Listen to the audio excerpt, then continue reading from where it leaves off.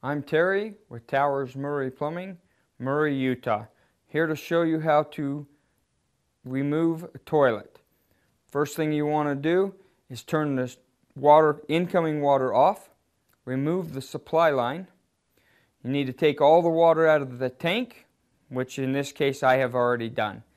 Then the next thing you'll need to do is remove the water from the bowl. For that, you'll need possibly a sponge or your suction gun and maybe a bucket to put the water into.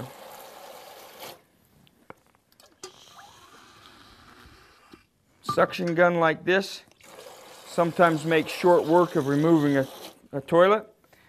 There are a couple other products on the market that will help you with that. Once you have all the water removed, you're ready to start unbolting the toilet. Typical toilets will have two bolts, one on the right hand side, one on the left hand side. Remove your bolts. There should also be a washer underneath the nut. One on the right hand side, one on the left hand side. Once you have both these removed, at this point your toilet's ready for removal. Slight pull, you can pull the toilet right off. This is your closet flange. There's different kinds of seals you can use. If it's a wax, you'll need a putty knife to remove that wax. Different seals, different kinds of seals, wax, waxless.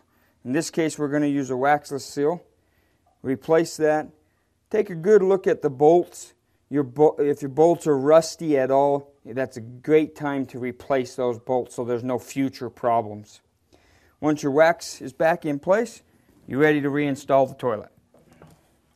Go ahead and set it in place. Line up the holes with the bolts. And at this time, you're ready to reinstall both of the nuts and washers and bolt caps.